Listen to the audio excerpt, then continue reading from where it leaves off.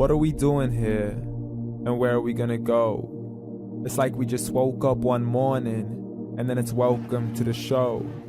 Don't ask any questions, just go with the flow. Make as much money as you can and try your best not to get broke. Copy everything you see on the TV, from the hairstyles to the clothes, and don't think too often, just do exactly as you're told. And if you ever get confused, then just turn towards the alcohol. You'll still hear your thoughts, then just turn up the radio as you learn to live a lifestyle of drugs, sex, and rock and roll. But in all honesty, I just need to know, is there more to the cycle than growing and getting old? Living and dying just to leave behind a happy home and a whole lot of property that somebody else is going to own. I just really need to know before the casket's closed, 'cause I'm not willing to gamble with my soul, nor am I ready to take any chances. These are just simple life questions and I'm just searching for some answers. Like, what are we doing here? And what is our purpose? How did we get here, and who made us so perfect? And what happens once we go, or is this world all really worth it? Questions we don't answer because apparently we don't really have to. There's no purpose to this life and our existence is merely natural. Then in that case, please let me ask you, did you create yourself or was it somebody else who had fashioned you? 'Cause you're a being that's impeccable, faultless and unparalleled. You're a product of supreme intelligence and I'm merely being rational. For there isn't a camera on this earth that can come close to the human eye, nor a computer that can compete alongside the human mind. And if the whole world was to come together, we wouldn't be able to create a single fly. So many signs, yet we still deny.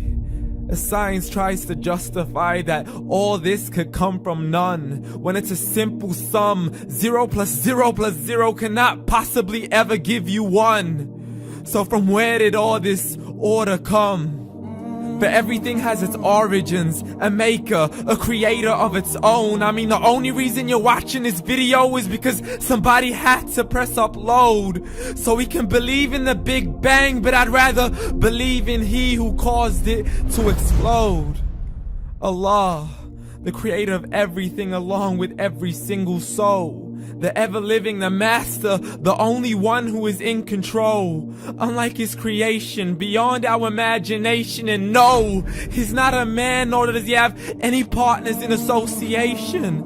He's on his own. And no, he did not ever leave us alone.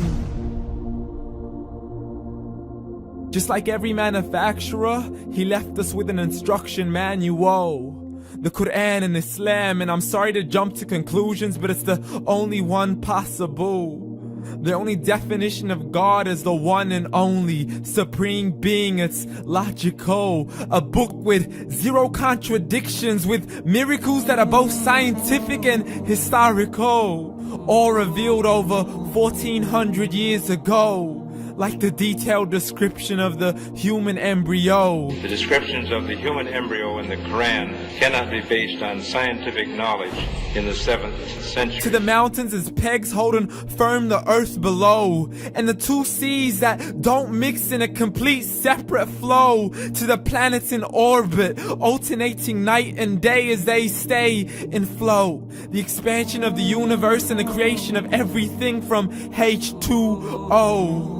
To the stories of the past and the preservation of Pharaoh. To identifying the lowest point in the land where Persia defeated Rome. The gushing fluid that created man in the glands between the ribs and the backbone. And not a word has changed, it's still the same. So please explain how all this was known over 1400 years ago. To a man who couldn't read or write as he would recite whatever the angels spoke. And if you still don't believe, please try to come up with something that's even close. But you can't, so we took God as a mockery and his messengers as a joke. Muhammad could not read or write.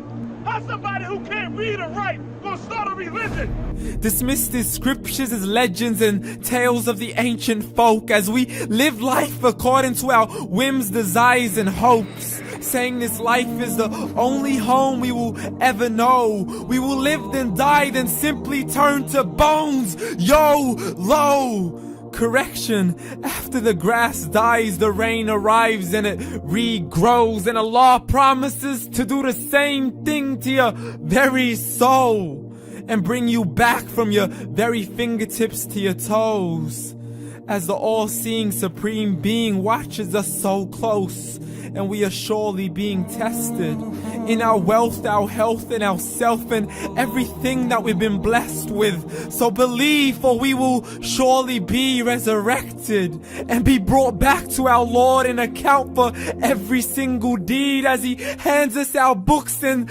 orders us to read.